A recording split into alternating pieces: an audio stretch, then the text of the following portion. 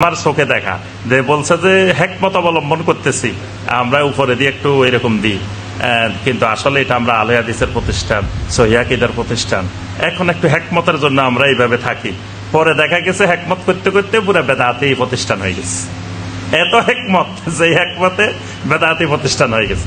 আমাকে এবার মক্কা মুকাররমা একজন কইতেছে, কয় এক আলেম বলতেছেন, বড় আলেম, কয় আপনাকে আমরা মনে করছিলাম একটু আব্দুল্লাহ জাহাঙ্গীর রাহিমাহুল্লাহর মতো হিকমতওয়ালা হইবেন, কিন্তু আপনি দেখি এখন সরাসরি খালি আলে হাদিস করেন।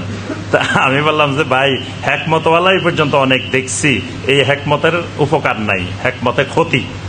এই জন্য এই হিকমত বাদ, সরাসরি আলে হাদিস পরিচয় দিয়ে কাজ করবেন, যে দুই একজন অনুসারী, দুই একজন পরিবর্তন হইলে হইব, না হইলে নাই।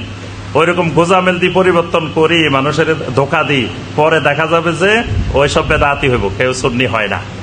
এই জন্য ওই হিকমতের দরকার নেই, ওই হিকমত থেকে দূরে থাকতে হবে। এই জন্য সরাসরি আপনি আপনার পরিচয় স্পষ্ট করে দাওয়াত দিবেন। এই দাওয়াতে যে কয়জন আসলে আসলো, না আসলে নাই। অনেক নবী রাসূল সারা জীবন দাওয়াত দিচ্ছেন, একজনও তাতে দাওয়াতে আসে নাই। তো কি নবীদের দাওয়াত ব্যর্থ হয়েছে? নবীরা সফল।